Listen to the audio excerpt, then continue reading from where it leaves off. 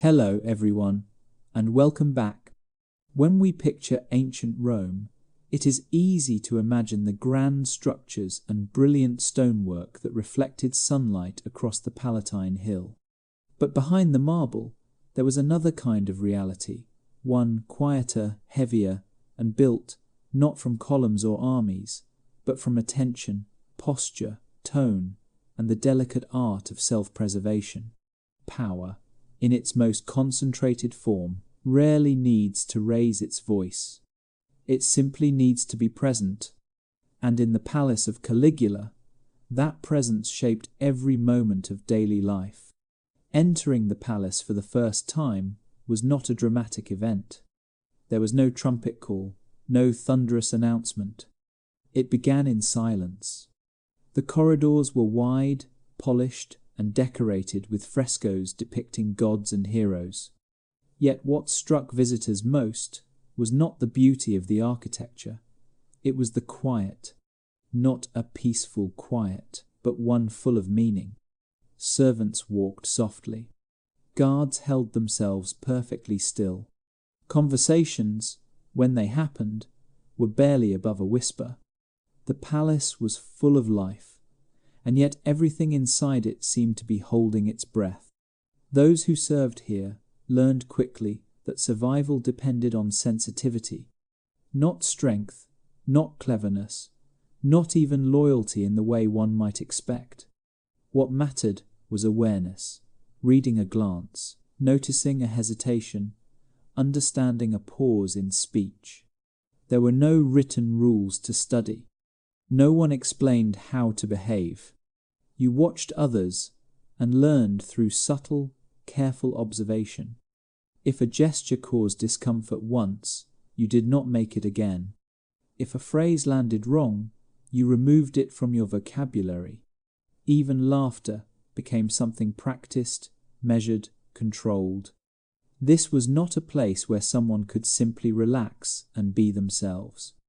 Every movement, every breath, every flicker of expression could be interpreted as intention. To live here was to perform constantly, even when alone. The palace shone with luxury silk cushions, carved furniture, bowls of fruit arranged with artistic precision, corridors fragrant with incense. Yet this luxury did not bring ease. Instead, it sharpened the underlying tension. The more beautiful the surroundings, the more aware one became of how fragile one's position truly was. A soft bed was not comfort. It was permission, temporarily granted. A cup of wine was not simply refreshment. It was a sign that, for the moment, one remained in favor. People did not eat quickly or slowly. They ate at the pace of the room. They listened carefully to the tone of laughter, knowing that joining too eagerly could look desperate and joining too faintly could look disinterested. Life became a rhythm of subtle calibration, and the more people adapted, the more these adjustments felt natural. In time, attendants learned to smile in a way that seemed effortless, though every detail had been shaped by caution. They learned to walk with a lightness that concealed constant alertness. They learned to speak only when speech would be welcomed. They learned to keep part of themselves, hidden, guarded, like a candle cupped between two hands against a sudden wind. Meeting Caligula himself did not happen with the dramatic spectacle that storytellers often imagine. It happened quietly, in a room filled with sunlight, softened by curtains, where the scent of oil and polished wood lingered. Those who met him rarely remembered specific words. They remembered the way he looked at them, not simply looked observed, noted, measured. It was the kind of attention that made someone instantly aware of every part of their own body, how they stood, how their hands rested, how their breathing changed. It was understood, without needing to be said, that nothing went unnoticed. And it was in that moment people learned the true nature of the palace, there was no hiding, not behind politeness, not behind silence, not even in one's own thoughts. The palace did not just demand obedience, it demanded constant awareness of how one was seen. And yet, despite the constant caution, life inside the palace was not defined by loud tension. It was defined by something softer, steady, constant, almost invisible, a type of quiet performance. At meals, at gatherings, even in moments that looked relaxed, every person was still acting. The performance was not dramatic. It was precise, graceful, practiced. It was not about pretending to feel something. It was about managing what could be seen. People here did not express everything they felt.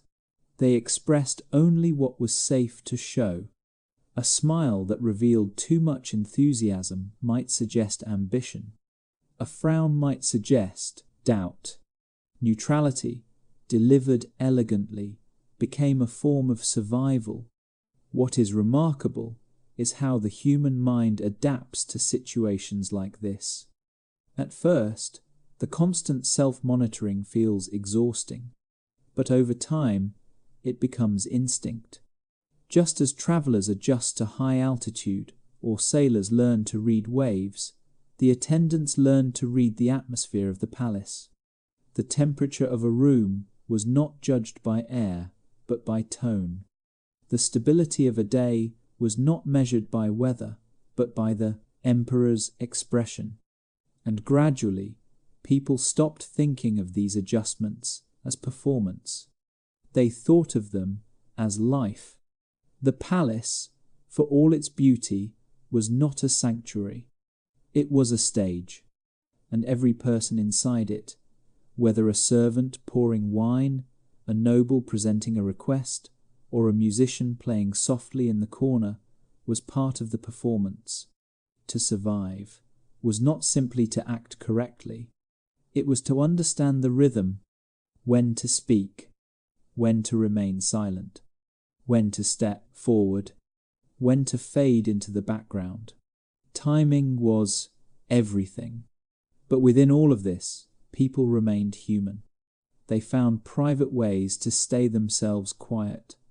Moments of reflection, shared glances of understanding, small tokens hidden in tunics or tucked beneath cushions. These were the pieces of identity they protected, carefully, gently, with patience and intention. Life in Caligula's palace did not destroy individuality, but it shaped how individuality could be shown. It taught people to hold their truest self quietly, like a message written in ink only visible in certain light. And even in the midst of immense pressure, there were moments of stillness, moments where the sun broke across marble floors, where music floated gently across a room, where someone laughed, and, just for a heartbeat, the laughter was real. This is the part of history that cannot be carved into stone or recorded in chronicles, the inner life of those who learned to survive through awareness, grace, and restraint. Their story is not one of dramatic rebellion or sweeping transformation. It is a story of subtle endurance. And as we leave this palace and step forward into the candlelit courts of Renaissance Florence in the next chapter, we will see that while the architecture of power changes, the performance of power often remains the same. In Caligula's palace, gatherings were where the unspoken rules became most visible. A banquet was never only a meal. It was a stage where everyone's reactions, gestures, and timing were quietly measured against the expectations of the room. On the surface, these feasts appeared grand tables, arranged with silver platters, fruits polished until they shone like lacquer, wine that caught the candlelight in deep red flashes, and music played softly by trained performers who knew better than to draw attention to themselves. But beneath the surface, everything was deliberate. The seating arrangement alone could signal status, approval, warning, or decline. To be seated closer to the center was not always a privilege. Sometimes it was a test. Those invited learned to enter the room with careful steps, neither too slow nor too eager. They greeted others with warmth that seemed genuine, but avoided expressing too much enthusiasm toward anyone who might be seen as rising too quickly in favor. A misplaced alliance, even one created through a single overly friendly exchange, could be interpreted as ambition. And in this palace, ambition was watched closely. The atmosphere during these occasions was something people felt in their bodies. It was in the way shoulders relaxed just a little when the emperor smiled, or how conversations paused all at once when he shifted in his seat. People did not look at him directly for too long. They watched him indirectly through reflections in polished metal vessels, through the reactions of those seated near him, or simply by sensing the air of the room the way one senses weather before rain. Laughter during these gatherings was strategic. If the emperor commented on something amusing, the first few seconds after his words were the most important. Those who responded too fast appeared desperate. Those who responded too late appeared hesitant. The safest place was to respond just after his own smile, matching its energy carefully. People trained themselves to hear the room the way musicians listen to tempo. Even eating was part of the performance. People watched how the emperor lifted his cup, how he tasted his food, and they matched his pace. One did not want to appear greedy, nor did one want to appear uninterested. Every action had a narrow window of acceptability, and everyone at the table lived inside that window. In a place like this, the smallest gesture could change a reputation. A hand held too tightly around a cup could signal discomfort. A lowered gaze at the wrong moment could suggest uncertainty. A question asked too eagerly could be interpreted as impatience. Most learned to speak less than they thought, to smile more softly than they felt, and to always leave room for retreat. And yet, for all the tension woven into these gatherings, they were not silent or bleak. The rooms were full of music, scent, colour, and soft movement. What made the atmosphere intense was not absence, it was abundance. Too much beauty, too much attention, too many possibilities for meaning in every moment. The palace did not require raised voices or direct threat to control behaviour. It required only the awareness that one's place was never guaranteed. Sometimes the banquets turned theatrical. Actors might present short scenes from mythology. Musicians might change tempo from gentle to triumphant. Dancers might move across the floor with silk ribbons trailing behind them. These performances were meant to entertain, but they also served another role. They reminded everyone that the palace itself was the main performance, and each person sitting at the table was performing as well. To belong in this room required balance. Too confident, and one risked attracting attention that could turn unfavourable. Too quiet, and one risked fading into invisibility, something that could also be dangerous. The safest position was to appear steady, present, and attuned, as if one had always belonged here, and as if one could be replaced at any moment. Those who served directly during these gatherings practiced the same awareness.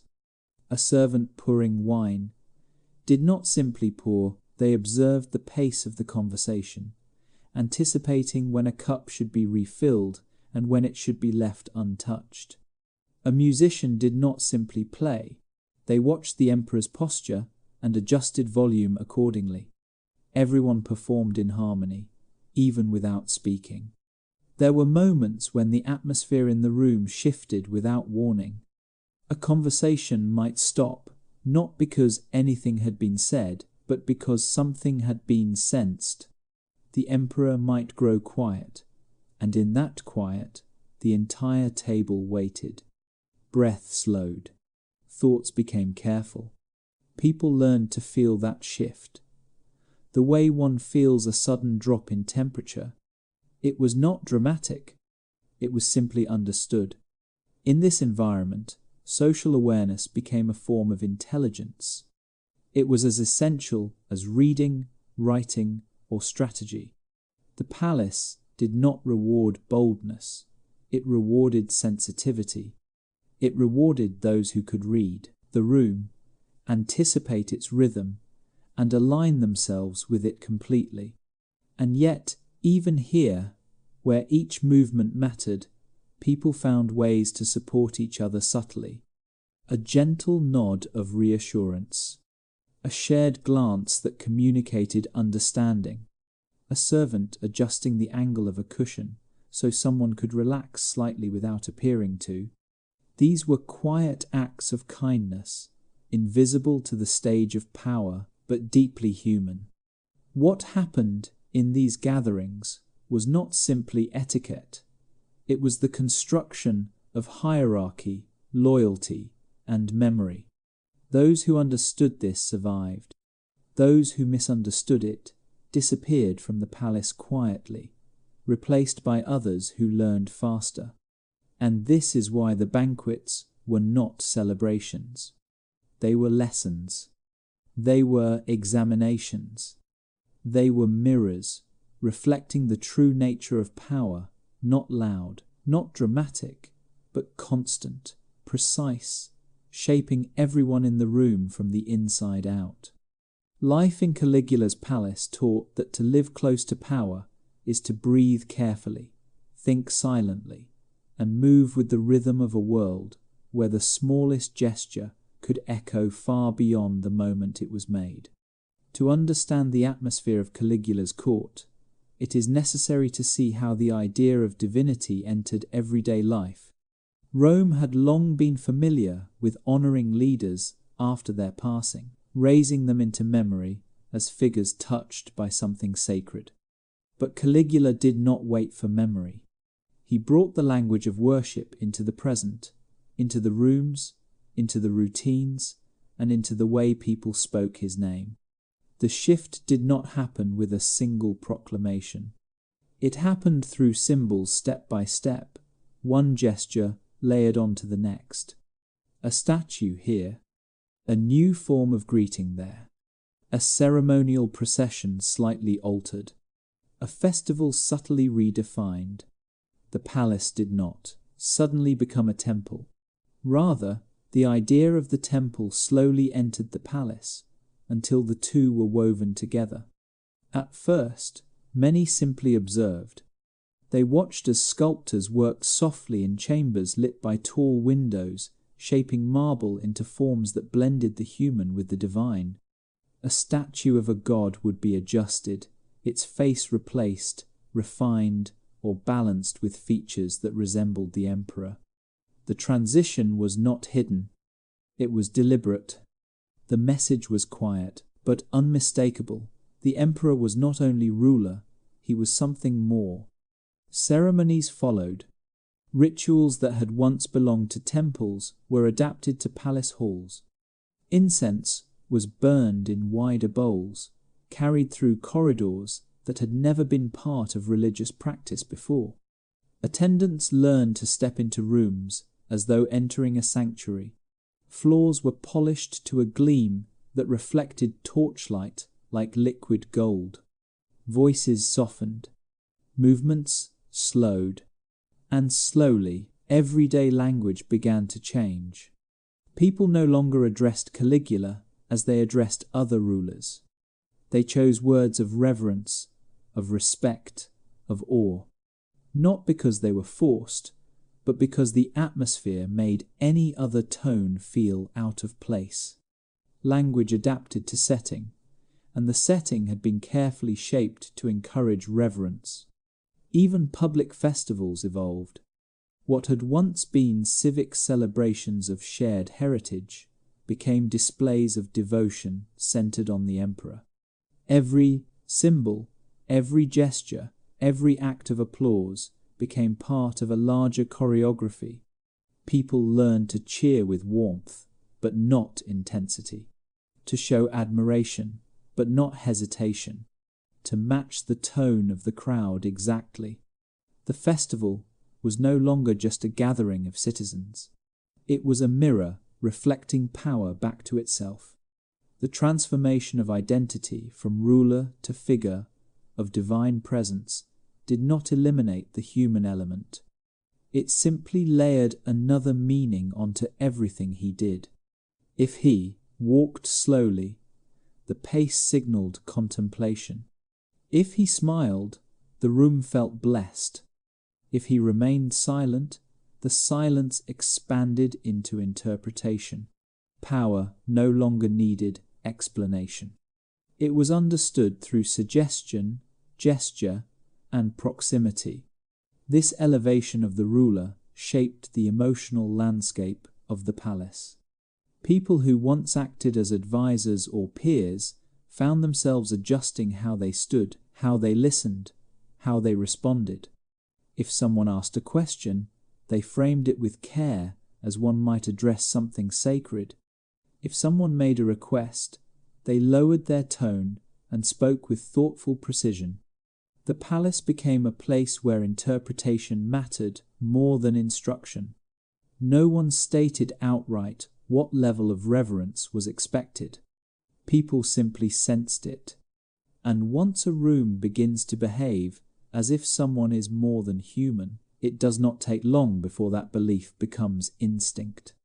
Those who visited from outside the palace walls often felt something unsettling they could not name. They found themselves adjusting posture without knowing why.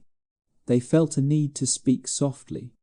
They felt that every gesture required care.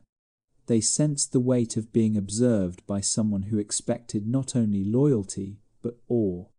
And yet, this new form of presence did not erase the ordinary human rhythms of the court. Servants still carried platters. Couriers still delivered messages. Musicians still played softly in alcoves. But all of this unfolded under a new kind of atmosphere, one where the everyday had been touched by something ceremonial. The palace became a place where routine and reverence intertwined. There were people who found this environment strangely comforting. It gave order, clarity, structure. Every gesture had meaning. Every moment had weight.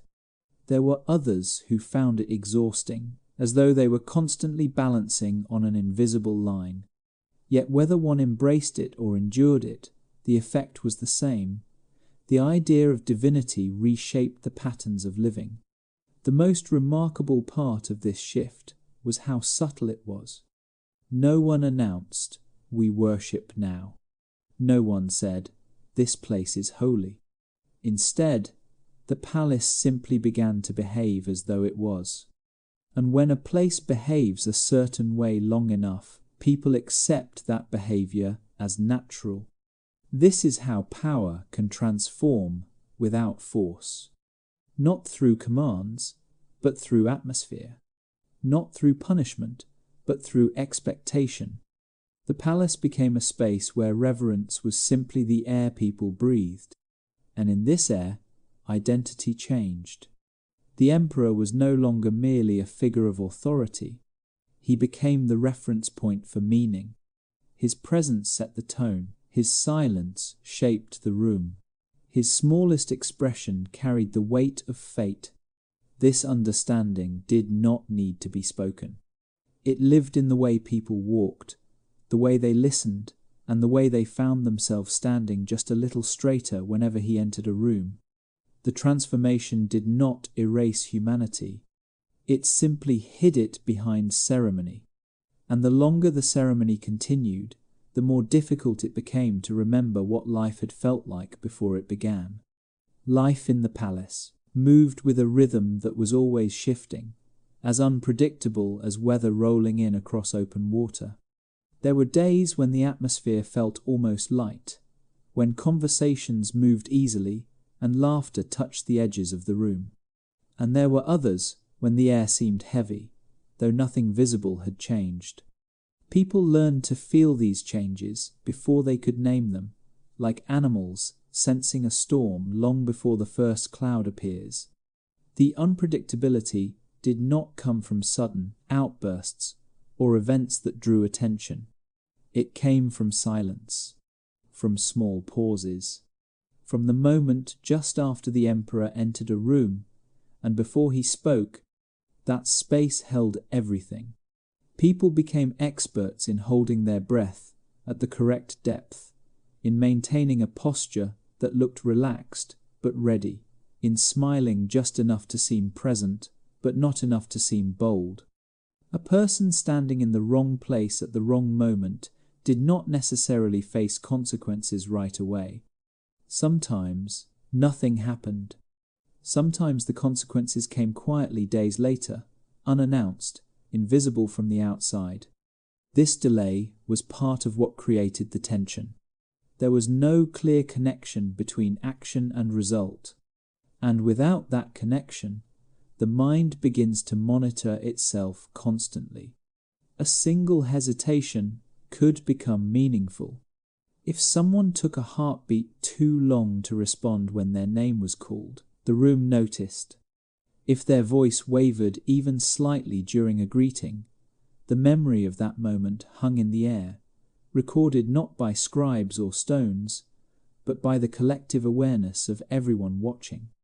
The palace did not need to instruct people to be cautious. Caution became instinct. Servants, attendants, advisors, they all developed heightened senses, not of danger in the physical sense, but of subtle emotional signals. They learned to recognize the difference between a quiet moment that meant reflection and a quiet moment that meant unease. They learned that a compliment could be a test. They learned that being overlooked could sometimes be safer than being seen. What made this environment so powerful was that it did not require loud displays. Fear, when spoken openly, has edges. It can be resisted. But fear that lives in the pause before speech, in the invisible calculations of a single step forward or back, becomes part of the body. It shapes posture. It shapes breathing. It shapes thought. And, over time, people began to internalize the unpredictability. They stopped asking themselves what they felt. They asked what was safe to feel. They stopped thinking in the language of desire or certainty. They began to think in the language of balance, adjustment, and fine-tuned perception. Yet, even within this atmosphere, there were small acts of resilience. A servant might help another with a task without appearing to. A quiet word of reassurance might pass between two attendants working side by side. These were not acts of rebellion. They were acts of humanity. The palace could shape behavior, but it could not fully erase what people carried inside. The unpredictability affected everyone differently. Some became exceptionally skilled at reading the room, moving with grace that looked effortless. Others withdrew, staying silent whenever possible, hoping that becoming nearly invisible would protect them. And a few, inevitably, tried to remain unchanged, believing they could simply be themselves inside a place where self-expression had become a calculation. Those were often the ones who eventually disappeared from the palace, quietly and without explanation. The unpredictability did not need to be proven. It was felt. It lived in the moment, before replies, in the careful timing of laughter, in the way eyes shifted from face to face. It created an environment where the smallest gesture held weight, and where the absence of a gesture also held weight. What people discovered was that fear does not always shout. Sometimes it whispers. Sometimes it is polite. Sometimes it is beautiful on the surface, wrapped in silk and illuminated by warm light from oil lamps. And that kind of fear lasts longer. It settles into memory. It shapes the way someone learns to move through the world even after they have left the palace behind. Lives shaped in this environment did not unfold dramatically. They unfolded quietly, gradually, one careful choice at a time. The palace taught everyone that survival was not about strength or boldness. It was about awareness, an awareness so deep it lived in the muscles, in the breath, in the space between thought and response. And in that awareness, the palace found its most enduring form of power. The end, when it finally came, did not look dramatic. There were no blazing speeches, no thunderous declarations from the balcony, no crowds shouting in triumph or mourning. Instead, it arrived in a corridor, quiet, sudden, and strangely ordinary. A man who had lived larger than life met his end in a space barely wide enough for two people to walk side by side. Those who were there later said the moment felt unreal. 1 second, he was still the center of gravity in the room, the axis around which breath, attention, and fear revolved. And then, with the sharp, unmistakable sound of metal meeting flesh, the spell broke. There were shouts, the shuffle of sandals on stone, a flash of red. The emperor who had once declared himself a god stumbled like any other man whose body has been betrayed by the world. The corridor echoed not with power, but with the thud of a falling body. The silence after was enormous. People did not rush forward. No one proclaimed victory. No one lifted their voice to weep. The moment held a stillness that felt unreal, as though even time needed to pause and reconsider what came next. You would think that such a death would release the palace, that the walls themselves would exhale. But the silence that followed did not feel like freedom. It felt like caution, doubled. The question rose immediately, without speaking aloud. What now? Because when power collapses, it does not disappear. It shifts. It reforms. And no one knew where it would land next. Servants moved with even more care than before. Advisors whispered behind doors, their voices tight with urgency. The guards, once instruments of fear, now feared one another. Everyone searched for signs. Was a successor already chosen? Would the old alliances stand? Would new rules be harsher or softer? Would those who had been close to him now be blamed or rewarded? The palace had been shaped by one man's volatility, but the system that supported him had been built long before he arrived. The structure of watching, waiting, reading breaths and silences that remained. Even in the absence of a ruler, the rhythm of caution endured. People had learned too well how to survive. Some tried to slip away quietly, gathering what little they owned. Some stayed, waiting to see whether staying would keep them safe. And some, those who had endured the deepest fear, simply stood still, because stillness had become their language of survival. The marble floors were scrubbed clean. The torches burned as they always had. The same songs floated through the hallways at dinner. From a distance, nothing had changed. But something inside, everyone had. The emperor was gone. Yet the imprint of his presence lingered in movement, posture, breath. Power leaves a shape, even when the one who held it has fallen. The silence did not mean peace. It meant the world was deciding what to become next. And everyone inside the palace understood. Survival was still not guaranteed.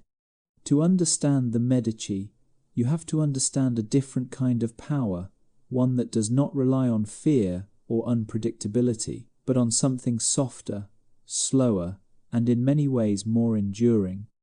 If the palace of Caligula represented power as a sudden storm, the Medici represented it as a current beneath the surface of calm water. Their influence did not shout. It whispered. It moved quietly through conversation, art, affection, and strategically placed generosity. While other rulers built armies, the Medici built relationships. And because relationships last longer than force, their legacy lingers even now, centuries after their dynasty faded into history. Florence, the city they ruled, was not a place built on conquest. It was a place built on ideas, on art, poetry, philosophy, and debate. Thinkers gathered in courtyards to discuss how beauty should be shaped. Sculptors chipped away marble until a human face seemed to breathe. Poets filled the air with languages that sounded like music. In a city like this, brute authority was suspicious, almost rude. Power had to be elegant. It had to appear effortless. And the Medici understood this instinctively. At the heart of their strategy was a simple truth. People do not act only for logic. They act for desire. Desire to belong, to be admired, to be remembered, to be loved. So the Medici learned how to work with those desires. Instead of commanding obedience, they cultivated admiration. Instead of enforcing loyalty, they inspired it. Instead of controlling through fear, they controlled through access to wealth, to social circles, to opportunities that could transform a life. The Medici began as bankers, not nobles. Their power did not descend from aristocratic birth, but from something far more adaptable: trust. They lent money to popes, princes, and merchants, not just in exchange for repayment, but in exchange for connection. When someone owed you a debt in Florence, they did not only owe you money, they owed you attention, and attention, in a world built on reputation, was priceless. But banking alone cannot turn a family into a dynasty. What transformed the Medici into the center of Florence was their understanding of culture and emotion. They sponsored artists not as decoration, but as political investment. Every painting, every sculpture, every fresco that bore their influence told a story about who they were. And stories are how societies remember. A painting of a Medici patron standing beside the Virgin Mary suggested holiness, legitimacy, divine approval. A portrait of a Medici daughter draped in silk and jewels told the city she was desirable, worthy of marriage alliances. A commissioned poem could transform a family scandal into a story of romantic tragedy or noble sacrifice. Image mattered, and the Medici cultivated image with the precision of gardeners tending roses. Just as important as art were relationships. The Medici understood that marriages were not romantic ceremonies, they were bridges. A marriage could connect families, unite factions, smooth rivalries, or secure alliances that no amount of money could buy. And so they arranged marriages the way others arranged treaties. Every match served a purpose. Every wedding extended the family's influence into another household, another city, another court. But marriage was only one form of alliance. There were also friendships, mentorships, and yes, affairs. The Medici did not hide the fact that love and desire could be tools. A well-placed love affair could soften a negotiation, ease a political transition, or turn a rival into an ally. Yet these relationships were not cold or mechanical. They carried genuine emotion, genuine tenderness, genuine longing. The power of the Medici did not come from pretending to be above human feeling.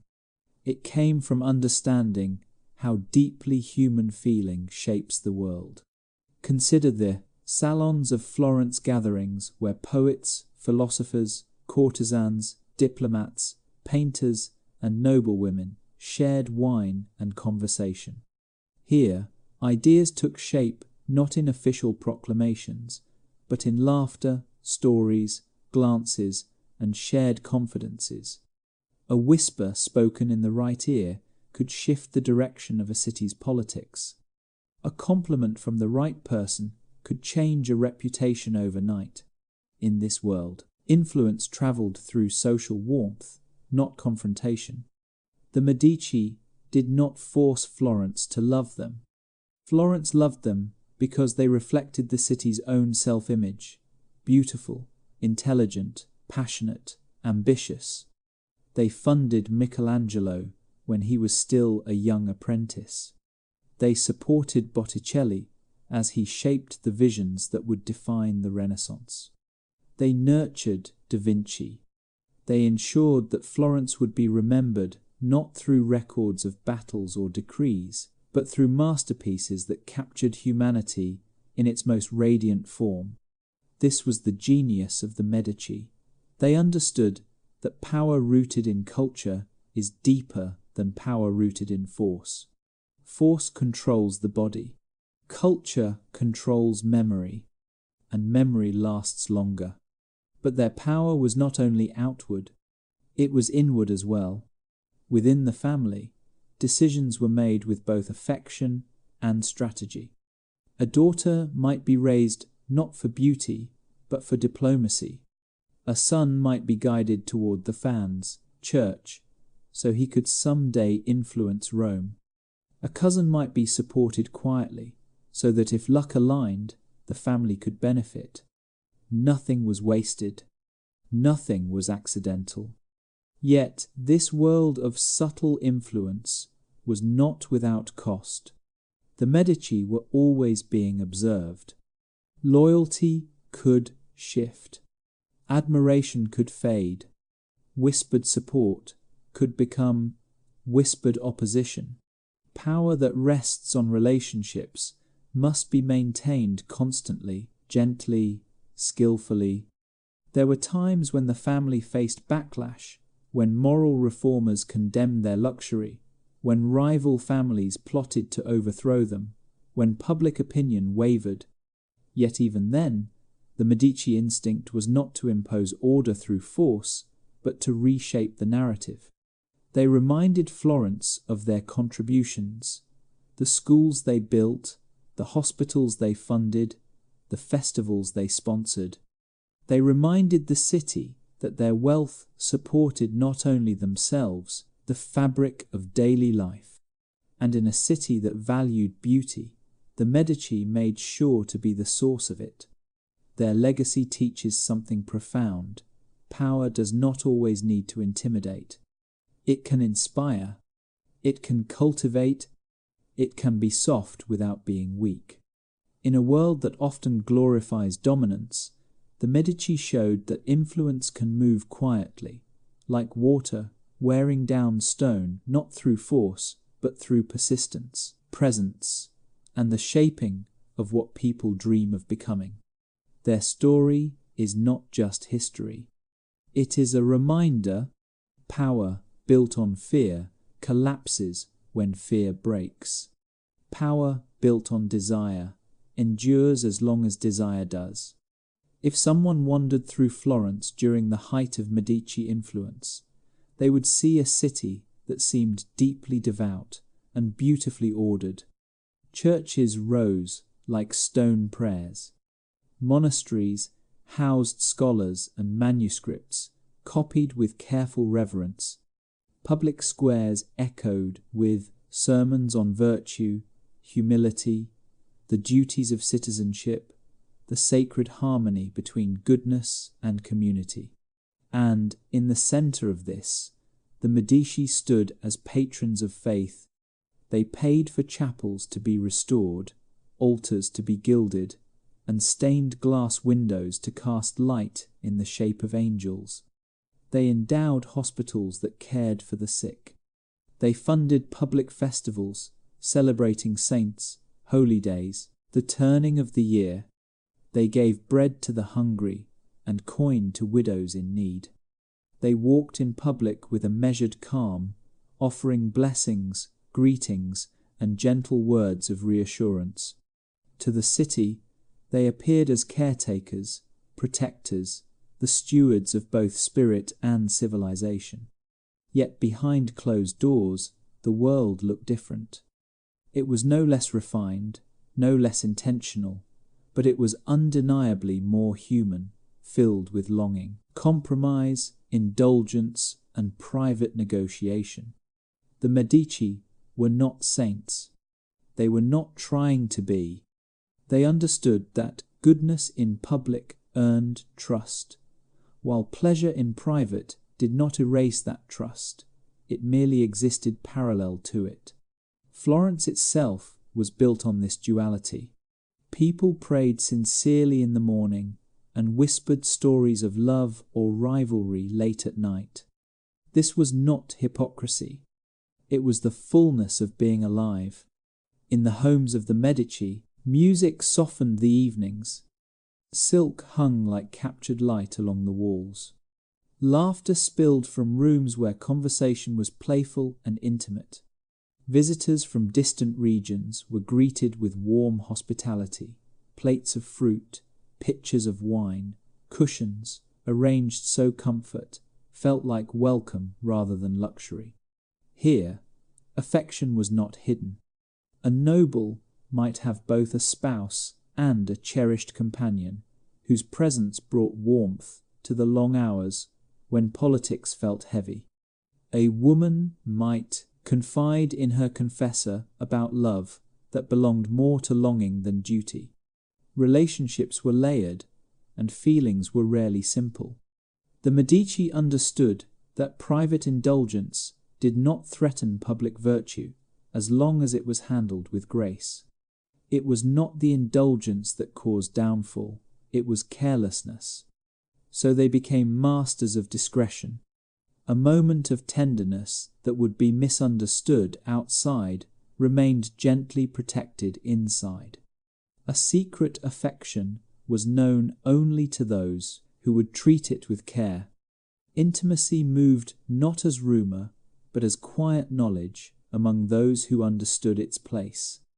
And yet, none of this negated their genuine acts of care. Their hospitals truly healed.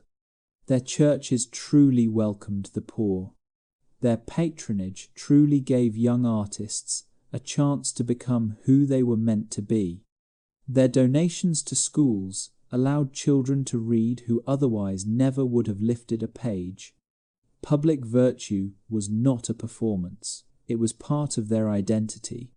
They believed that beauty, charity, and knowledge strengthened a city, and a strong city sustained their family. Their generosity was real, but it was also strategic. They knew that power built on shared well-being lasts longer than power built on force. In this world, appearances mattered, but appearances were not empty. They were a language. A procession through the city on a saint's day was not simply a display, it was a promise. A family who could walk side by side with clergy, merchants, artists, and citizens was a family who was seen as belonging to the people. And belonging was the greatest shield any ruler could possess. The Medici walked a careful balance. Too much luxury, and the people might resent them. Too much austerity, and they would lose the sparkle that made cultural leadership possible. So they learned moderation, not the kind of moderation preached in philosophy, but the kind that is negotiated moment by moment, adjusted by instinct and experience. To understand this balance, Imagine the image of a table set for a gathering. Plates arranged with thoughtful symmetry, candles burning low.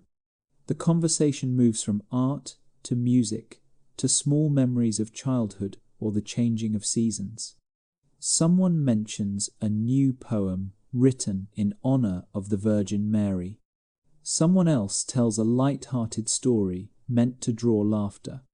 This is how influence moved in softness, in warmth, in the feeling that one belonged to a moment where beauty and connection felt natural. Yet if you walked into that same city on a different night, you might hear a preacher calling for reform. Sometimes the voice belonged to a man who believed deeply in his cause. Sometimes the voice belonged to someone who envied what the Medici had built. And sometimes the voice belonged to those who feared joy itself, who felt that any pleasure was a step towards sin. When these sermons echoed through the streets, the people listened. But they did not turn away from the Medici. They had seen the hospitals. They had seen the chapels. They had eaten the bread that came from Medici storehouses during times of scarcity. They knew which hands had lifted the city, not just in wealth but in spirit. And so, while moral critique rose and fell like the tides, the foundation of trust held. This dynamic shaped Florence itself. It allowed a city to be both devout and sensuous, disciplined and playful, reverent and creative. It is no accident that Florence became the birthplace of so much art, music, and literature. A city that allows the soul to move in more than one direction, produces minds capable of seeing the world in colour rather than in categories. The Medici were not perfect. They made mistakes. They allowed passion to cloud judgment more than once. But they also understood something essential. Life cannot be lived entirely in virtue or entirely in indulgence. It moves in waves. The public self and the private self are not enemies. They are companions that shape one another. Their story reminds us that people are not one thing. A person can be generous and flawed, devoted and lonely, powerful and vulnerable. The presence of contradiction does not make a life false. It makes it real. The Medici did not hide the duality of their existence. They simply lived it with intention. And Florence, in return, flourished. If we look closely, we see that their legacy is not only in stone and paint, but in the idea that the human heart is large enough to hold devotion and desire at the same time, and that perhaps this is where the deepest form of beauty lives. In a city like Florence, where reputation moved faster than coin and where a whispered suggestion could weigh more than a decree, influence often travelled through channels that were invisible to the public eye. The Medici understood that power did not need to sit in a council chamber or wear a crown to be real. Power could sit beside a fireplace, could speak quietly during a late evening meal, could unfold in the soft stillness after music had faded from a salon. Power could be held by those whom history rarely names: companions, confidants, attendants, artists, advisors, and those who moved through the world with grace and attentiveness rather than rank or title. These individuals were not merely observers. They were participants, carrying knowledge and intention between worlds. They listened carefully. They remembered details others forgot. They noticed when someone's voice tightened during conversation, or when a visiting diplomat lingered too long over a particular gesture. Influence is built not from grand statements, but from small recognitions, and the Medici filled their houses with people who understood these subtleties. Many of the companions and social figures around the family were chosen not only for beauty or charisma, but for intelligence. They understood how to guide conversation without making it appear guided. They could ease tension at a banquet simply by stepping into the conversation with the right tone. They could shift the mood of a room from competitive to collaborative without anyone realizing how it had changed. They were artists of presence, shaping the emotional atmosphere that decisions are made within. In Florence, this was a respected skill. The ability to create harmony, to sustain warmth in a room, to draw two opposing parties into agreement without force that was seen as a form of wisdom. And wisdom, in any age, is valuable. Many of these companions maintained friendships across social circles. They might attend a gathering in a noble household one evening, and share gentle conversation with merchants the next. They moved between worlds the way a traveller moves between towns, carrying knowledge without openly announcing that they carried it. Their understanding of people allowed them to sense when a relationship needed repairing, when a rivalry might be softened, or when a shared interest might become a bridge. Politics in Florence was rarely conducted through confrontation.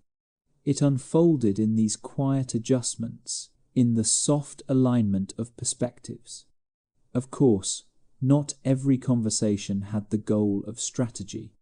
There was real affection in many of these relationships. People found comfort in one another's company. They shared joys, doubts, anxieties, and hopes. Yet even these moments had political value, because trust is a form of currency. The Medici knew that those who felt genuinely seen, heard, and understood were more likely to offer support, not out of obligation, but out of connection. There were countless evenings when discussions opened with poetry or stories. Someone would recite a line from Dante or tell a humorous anecdote about a festival held years before. The room would relax. Laughter would soften the edges of pride.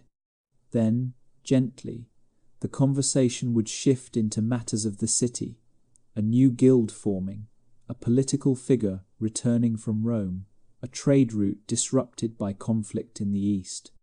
The people who shared these rooms helped mediate the pace and direction of these discussions. These companions moved with care because they understood something vital. Influence is not effective when forced. Influence works when it feels natural, when a person believes they arrived at an idea of themselves, even if that idea was encouraged by another's presence. Artists, too, played their part. A painting could soften the public's view of someone who had recently made a difficult or unpopular decision. A poem could transform a personal relationship into a symbol admired by the city. A well-placed sculpture could honor an alliance before the alliance had even been publicly acknowledged. Art was not decoration. It was narrative.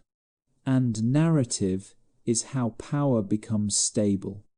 No one symbolized this more clearly than the individuals who were welcomed into Medici households, not through marriage or official position, but through personal connection. Their role was not to command, but to shape the emotional and cultural language in which command was interpreted. They often spoke gently, laughed easily, and seemed to belong effortlessly.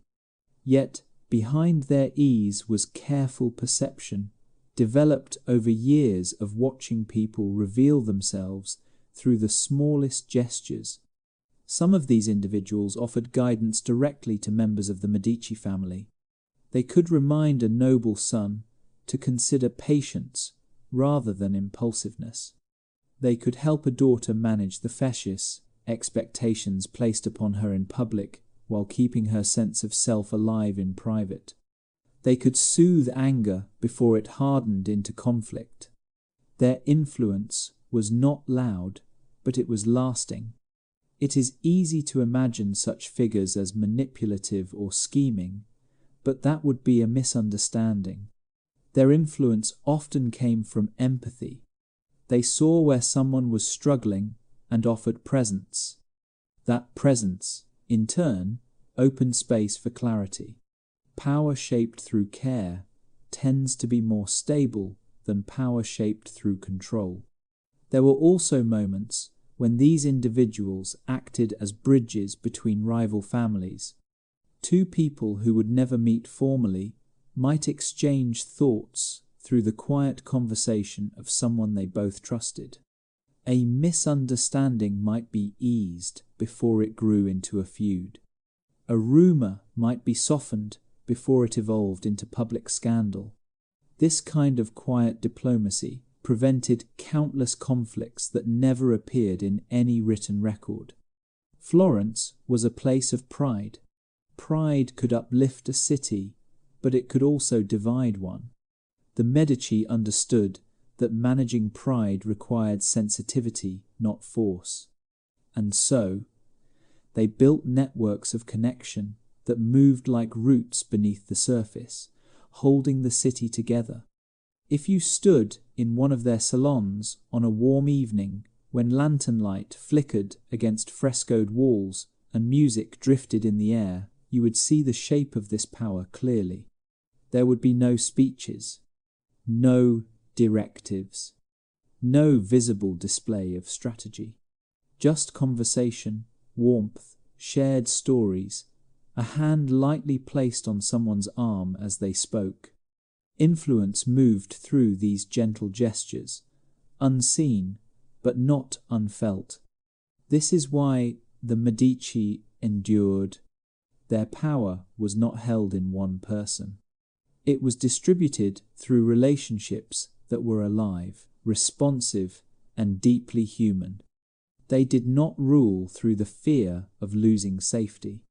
They ruled through the deeper fear of losing belonging. In the end, influence that moves through affection is stronger than influence that moves through command, because where force ends, affection continues. Where orders expire, memory remains. And the Medici understood how to live in memory. For the Medici, reputation was not something that simply existed. It was something tended, shaped, revised, and guided with the same patience that a sculptor uses when working marble.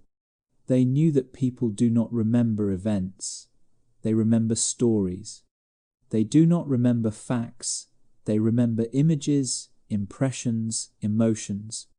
And so the Medici made reputation their most enduring instrument of power, not through lies, but through framing, not through force, but through narrative.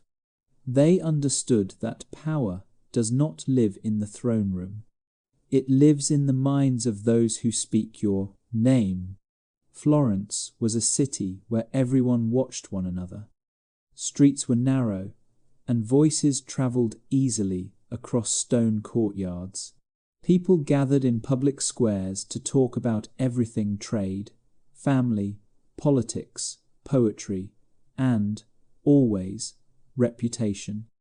A person's worth was shaped not simply by their wealth or titles, but by the way they were spoken about when they were not present. And so, the Medici ensured that when their name was spoken, it carried the weight of respect and admiration. But reputation did not maintain itself. It moved the way water moves, always shifting, always influenced by new currents. The Medici recognized this fluidity, and they adapted constantly. When Florence needed stability, they appeared as protectors. When Florence needed inspiration, they appeared as patrons of beauty. When Florence needed spirituality, they appeared as stewards of faith. They were not pretending. They were responsive. They understood that leadership must be shaped to match the needs of the moment. Art became the primary language of this shaping. Paintings, sculptures, architecture, They did not merely decorate the city, they communicated subtle messages about identity, loyalty, and vision. A portrait could show a Medici member not with symbols of wealth, but with a book or a laurel wreath, suggesting wisdom rather than extravagance. A family chapel could feature saints associated with mercy and healing, reinforcing the idea that the Medici cared for the spiritual well-being of Florence. A statue placed in a public square could quietly remind people of the family's contributions without a single spoken word. This was storytelling without speech. Artists, poets, and architects were therefore more than employees. They were partners in the crafting of memory. Michelangelo carved strength and dignity into the faces of Medici patrons. Botticelli captured an ideal of beauty that reflected their sense of balance and grace. Brunelleschi built cathedrals whose very ceilings made people look upward and feel awe. These works shaped how Florence saw itself, and by extension, how it saw the family who made these works possible. But the Medici did not rely on art alone. They also understood language. They supported scholars who wrote histories, letters, and chronicles that celebrated their accomplishments, softened their mistakes, and framed their challenges as trials overcome for the sake of the city. These texts did not falsify events. They simply told them from a perspective that emphasized endurance, generosity, and civic devotion. This approach to reputation was gentle but firm. When rumors surfaced, as they inevitably did, the Medici did not respond with denial or anger. They responded by redirecting public attention. A festival celebrating a local saint, a public feast during a time of scarcity, a donation to a struggling guild, a new piece of art unveiled in the piazza. The city remembered these gestures, and memory rearranged itself around them. Reputation, to the Medici, was not fragility, it was architecture. And architecture can be repaired, reinforced, adapted. One of the most striking examples of this is the way the Medici positioned themselves between the worlds of ordinary citizens and the world of the church. They appeared devout, funding monasteries and chapels, supporting clerics and scholars of scripture, yet they also remained grounded in the daily lives of the people. They listened to merchants, guild members, craftsmen, and poets. They dressed not with excessive extravagance, but with elegance that felt aspirational rather than distant. They did not remove themselves from Florence. They wove themselves into its rhythm. And because of this, even when opposition arose, and it did, their reputation did not collapse. It flexed, bent, and recovered. There was a moment in Florence when a preacher rose to power, commanding crowds with words of reform and moral urgency. He criticized luxury, influence, and what he saw as the creeping softness of the city. Many families feared him. Some opposed him outright. But the Medici watched carefully. They did not confront him directly, not at first. They let the city speak. And over time, Florence remembered who had built its hospitals, who had kept food flowing in times of famine, who had nurtured its painters, scholars, and architects. The preacher's message was strong, but it did not erase memory, and memory, shaped deliberately for decades, held. This is the deeper truth of their approach. The Medici did not aim to be feared. They aimed to be missed. When a leader is missed, their power endures, even in absence. Reputation for them was not perfection. It was consistency, a steady presence, a familiarity, a sense that whether the city was celebrating or grieving, advancing or struggling, The Medici were there, stable, attentive, engaged. In private, they discussed reputation the same way a gardener discusses seasonal growth. They considered which alliances needed nourishing, which narratives needed reinforcing, which relationships required repair. They did not rush. They did not panic. Reputation, like trust, grows slowly and can only be tended, not commanded. This approach made their legacy unusually durable. Long after individual members of the family faded from the public eye, the signature of their presence remained in the arches of cathedrals, in the colours of frescoes, in the shape of public plazas, in the habits of the city itself. Reputation, when shaped carefully, becomes not a reflection but a foundation. And the Medici understood that as long as people remembered how they felt under your influence continued, even when your voice was no longer the one speaking. If one walked through the cities and courts of medieval and Renaissance Europe, it would not take long to realize that animals were everywhere, not just in stables or fields, but in art, poetry, literature, and daily life. They were not merely companions or tools. They were symbols, living emblems of rank, refinement, duty, and self-image. A person did not simply own an animal. They expressed themselves through it, and through that expression, society read them. In Florence, a well-kept lapdog resting on the velvet sleeve of a noblewoman communicated softness, gentleness, and cultivated elegance. It suggested that this woman's life had room for affection, for household intimacy, for quiet moments of warmth. Such an animal was not chosen randomly. It was chosen because its size, temperament, and appearance suited the social world the owner inhabited. A dog, small enough to be carried, well-groomed, and calm in crowded spaces, told others that the household it lived in was ordered, stable, refined. Meanwhile, a falcon perched on the gloved wrist of a nobleman spoke a different language.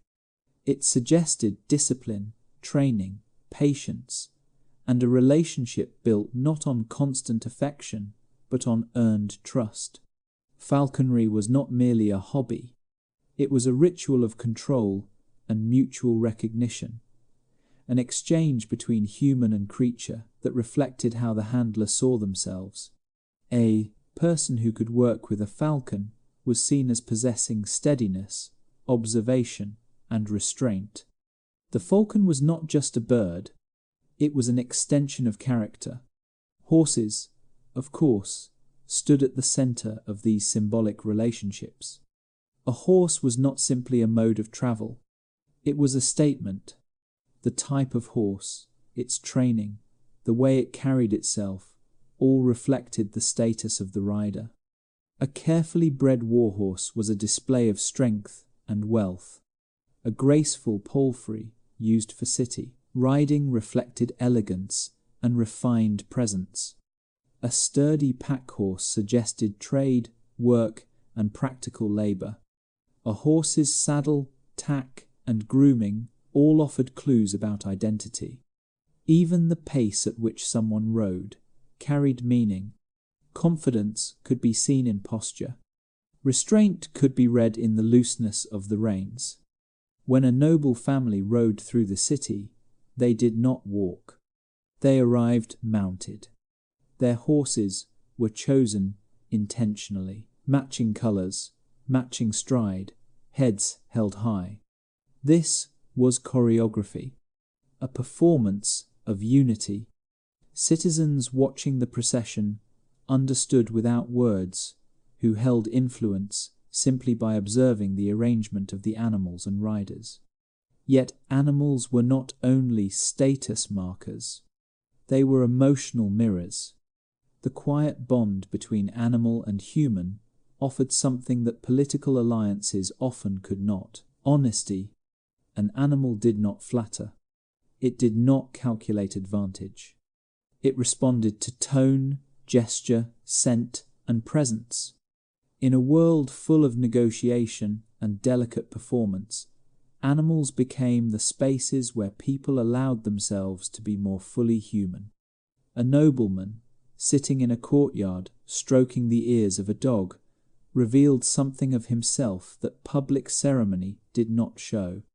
A child hugging a horse's neck revealed affection that did not belong to strategic marriage or political duty. Even in art, animals carried layered meaning. A lamb placed at the feet of a saint represented innocence and sacrifice. A peacock symbolized immortality. A lion, power. A dove, peace and purity. When the Medici commissioned paintings, animals often appeared not as background details, but as intentional symbols placed to guide interpretation. A portrait of a young woman with a small dog suggested loyalty and fidelity. A portrait of a man with a hawk suggested nobility and controlled strength. These symbols communicated without need for explanation. They allowed viewers to read character visually, directly, immediately. In private homes, animals moved freely. Cats slipped between chair legs and along warm windowsills, catching sunlight on their fur. They were companions, but also protectors of grain and food storage. Their independence made them respected, even admired, though always just slightly mysterious. They reminded people that some creatures live alongside humans, while still belonging to their own world. But no animal shaped identity more profoundly than the horse bred for war. The destrier, powerful, trained from youth, responsive to subtle cues, was more than transportation. It was a partner in danger. Knights did not merely ride into battle. They entered a relationship of trust, where their survival depended not only on their own skill, but on the strength, courage, and training of their mount. The horse learned to move toward conflict rather than away from it. It learned to shift weight against armor, to turn on command, to remain steady under noise and chaos. The bond between knight and horse formed over years, and it was forged in shared momentum, two beings learning to act as one. This bond carried emotional weight. A knight who lost his horse was not simply losing an asset, he was losing a companion. Chronicles and poems speak of knights weeping over injured mounts, speaking to them softly in the final moments of battle. These were not gestures of theatrical sentimentality. They were genuine expressions of connection. The Black Prince, remembered in English history for his leadership and courage, rode a warhorse so well trained and deeply bonded to him that soldiers often described seeing the two as a single presence on the battlefield. The way the horse moved, the way the prince sat in the saddle, the synchronized shifts of weight and momentum, these became symbols not only of military strength, but of chivalric idealism. People told stories about this unity long after specific battles were forgotten. The image endured because it represented something deeply admired. Loyalty lived not in words, but in embodied trust. Animals also shaped how people learned to read one another. A person who treated animals with gentleness was assumed to possess kindness of spirit. A person who treated animals carelessly revealed something of their character as well. Households could be evaluated by the condition of the animals living within them, whether they were fed well, groomed, and allowed space to move, or whether they were kept only for display. Carelessness reflected inward imbalance. Attention reflected internal harmony. Even in politics, animals carried meaning. A gift of a trained hunting dog could serve as a diplomatic gesture, intimate, respectful, and rooted in shared experience. A gift of a prized horse could seal an alliance, suggesting trust in the recipient's strength and honor. Animals could travel across borders where armies could not.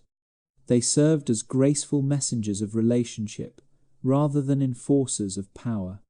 To understand how animals shaped social identity in Florence and beyond is to understand how people saw themselves. They believed that character was revealed not only in speech, religion, or profession, but in the quiet ways one lived alongside another living being. Animals allowed people to express aspects of themselves that might otherwise remain hidden. They softened public life. They grounded ambition. They provided companionship in the spaces between ceremony and responsibility. In this way, animals were not ornaments of status.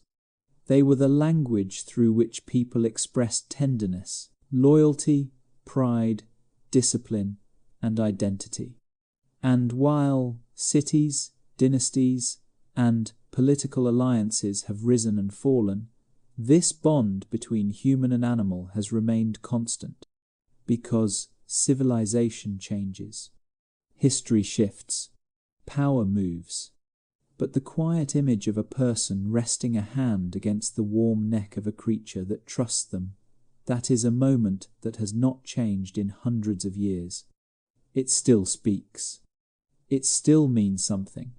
It still reminds us that, however grand the world becomes, we remain human in the presence of another living heart. To understand medieval life, one must understand the horse not simply as an animal, but as a presence woven into culture, memory, and identity. The warhorse, trained from birth to move in perfect rhythm with its rider, was not just a symbol of power, it was a partner. The relationship between knight and horse shaped the way battles unfolded, the way nobles presented themselves in ceremony, and even the way stories were later told. In paintings and tapestries, we often see a warrior in shining armor, but look closely, the horse beneath him carries equal dignity. The raised head, the steady posture, the careful placement of hooves, these are the signs of an animal shaped for strength and trust. A destrier was not chosen casually. It was bred with the same intention a sculptor uses when selecting stone. Breeders looked for grace and power, combined muscles that could carry armor, lungs capable of long exertion, eyes that revealed awareness without panic. A horse, trained for war, learned to stay calm in noise. It learned to recognize the rider's movements without needing reins or commands. It learned to move forward even when the world around it was filled with confusion. And just as importantly, it learned the quiet, ordinary rhythms of life with the person who rode it. The relationship formed slowly. A young horse was not thrown onto the battlefield. It spent years learning how to listen to human touch, how to respond to pressure in the knees or shift in posture. A knight, in training from childhood, learned not just how to ride, but how to feel the horse's breathing, balance, and mood. Over time, horse and rider developed a shared language, one without words. A slight tightening of the hand might mean turn. A shift of weight might mean advance. A deeper lean might mean retreat. To someone watching from a distance, it appeared as if the horse simply knew. But the knowledge was built quietly, repeatedly, patiently. This connection created a bond that did not require display. Knights did not speak about their horses in poems of romance, yet their loyalty was known. A knight could replace armor. He could replace a sword. But losing a horse felt like losing part of oneself. Chronicles describe men who returned from conflict not boasting of victories, but mourning the horse they had ridden beside for years. Grief was not seen as weakness. It was recognized as the cost of partnership. The destrier was more than a companion in battle. It was a reflection of social identity. When nobles rode through a town, they did not walk among the people. They arrived mounted. The horse carried the weight of presence. It signaled that the person upon its back was not only strong, but also disciplined, trained, and connected to a lineage of tradition. The way someone sat in the saddle could communicate confidence, humility, or command. People read posture the way we today read facial expression. The horse was not decoration. It was an extension of the body. Even in peaceful times, the destrier remained significant.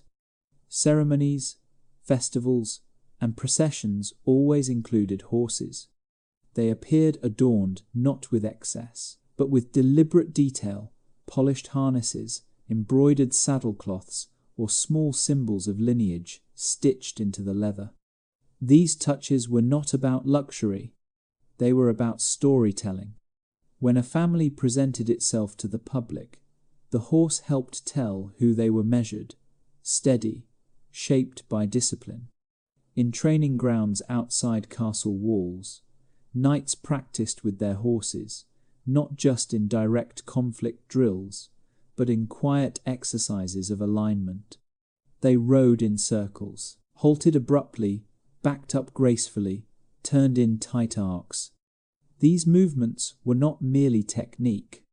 They were rehearsals of trust. For the horse to respond correctly, it had to believe the rider would not ask of it anything impossible.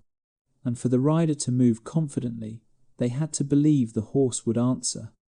This mutual reliance formed the heart of their connection. Even the sounds of horses shaped daily life. The steady rhythm of hooves against packed earth carried meaning. People distinguished the pace of walking horses from the swift approach of riders with purpose. The distant echo of horses returning to the city gates could signal news good or grim long before a messenger spoke. Horses became part of the way time was felt. Stories and legends preserved this bond. Tales of journeys, quests, and trials rarely described the horse in detail, and yet the horse was always there, in the background, constant, steady, loyal. Knights often named their horses, and the names carried significance, not dramatic names, but names that reflected trust and familiarity. These names rarely appear in chronicles, but when they do, they are spoken with quiet respect. There were moments when the horse revealed qualities no training could teach. Courage that arose from the shared presence of rider and mount. Calmness in the face of uncertainty. The ability to step forward not because commanded, but because the bond demanded it. These moments, though rarely recorded, lingered in memory. When people spoke of a knight's greatness, they were also speaking of the horse that made that greatness possible. There is a painting in Florence depicting a young nobleman mounted on a destrier. The horse is calm, its gaze steady, its stance balanced. The rider sits with relaxed posture, confidence effortless rather than forced. The image is quiet, but powerful. It says, strength does not need to be displayed loudly. True power is known in the way two beings move together as one. The warhorse, then, was not only an instrument of conflict, it was a teacher. It taught patience. It taught restraint. It taught the importance of presence without excess. It taught that control is not dominance, it is harmony. Long after the age of knights passed, the image of the horse and rider remained one of the clearest symbols of leadership. Even today, when horses are no longer instruments of war, we still feel something when we see a person seated on a horse. something ancient, something that suggests unity, balance, quiet strength. The warhorse shaped not only battles, not only ceremony, but also the emotional understanding of what it meant to move through the world with purpose. And this understanding remains. The bond between human and horse continues, wherever patience, attention, and mutual respect guide the relationship. Because in the end, the horse did not serve power. It revealed the character of the one who held it. There is a story told across generations, not because of a grand speech or a triumph sung in public squares, but because of a shared image, a rider and his horse, moving as though they were a single being. The rider was known as the Blackprince, a figure remembered not just for strategy or command, but for the way he carried himself, the way he sat in the saddle, the way the world seemed to quiet when he entered a field. The warhorse beneath him was not simply an animal, it was memory made flesh. The two together created an image so enduring that even centuries later, one can almost hear the steady rhythm of hooves and see the slow, deliberate lift of the horse's head as it stood beside him. To understand why this image endured, one must return to the idea of unity. The Black Prince grew from a world where identity was shaped not only by lineage but by demonstration. Words alone did not define character. Presence did, and presence was never solitary. The rider did not move alone. He moved with his horse, in a relationship refined through years of shared discipline. They learned to respond to one another with such intimacy that onlookers described it as instinct. But instinct was not the right word. It was practice, attention, listening, a conversation without speech. From his earliest years, the Black Prince learned that strength was not loud. It did not require a raised voice or a dramatic show. True strength revealed itself in steadiness, the kind reflected in posture, breath, and pace. His horse learned this alongside him. The training was not harsh. It was patient, a repeated rhythm of movement, correction, stillness, and trust. When the horse stepped forward, the rider's body mirrored the motion. When the rider leaned into a turn, the horse adjusted weight without hesitation. These are small gestures, when seen up close, nearly invisible, but when witnessed from afar, they form something unmistakable: unity. People watched them and felt that something was different. It was not power imposed on another being, it was partnership, a sense of two lives interdependent. And in a world filled with uncertainty, where landscapes shifted and alliances rose and fell like changing weather, that partnership became a symbol of constancy.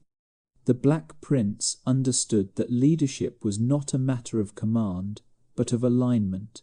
Alignment between self and action, between intention and presence, between human and the living being one trusted most. Stories were told of how the horse waited for him before a ride, how it recognized his voice, even among many, how it responded to the slightest gesture without need for pressure or instruction. But what mattered more was how the Black Prince treated the horse, not as a possession, not as an instrument, as a companion. He cleaned its coat, tended to its hooves, watched its breathing after long rides. He memorized the subtle signs of discomfort or fatigue. He understood that trust must be earned, not requested. The people around him noticed. Knights trained at his shoulder. Young men watched his quiet interaction with the horse and understood something about character. They learned that dignity does not come from dominance. It comes from attention, care, the ability to be gentle with strength and thoughtful with authority. When the Black Prince appeared in public processions, the horse moved in perfect measure, neither rushing nor dragging pace. It seemed as though the ground itself adjusted to accommodate them. Crowds in silence understood that what they were witnessing was not spectacle. It was devotion, and devotion earned respect more deeply than command ever could. The horse also carried symbolic meaning. Its presence suggested that leadership was not just something inherited, it was formed, developed, cultivated. A rider who had not learned how to listen could not form such a partnership, and a partnership like this could not be faked. It was visible, it was lived. In quieter moments, when the fields were empty and the sun hung low in the sky, the Black Prince was said to ride without destination, letting the horse choose the path. These moments were not escape, they were grounding, a way to return to oneself, to remember identity beneath responsibility. A person who shares silence with another living being learns a kind of patience that cannot be taught by instruction alone. Stories of battles would later erase much nuance. They would speak in broad strokes, victory, defeat, movement, names. But those who saw the Black Prince remembered the details. The way he rested a hand on the horse's neck before stepping forward. The way he paused to breathe in unison with the creature that carried him. The way he stepped down gently, never pulling, never jerking, always acknowledging the life beside him. When time eventually moved forward and the Black Prince's presence faded into history, the stories remained, not because of spectacle, but because of what the image represented. The horse was not remembered for speed. The rider was not remembered for authority.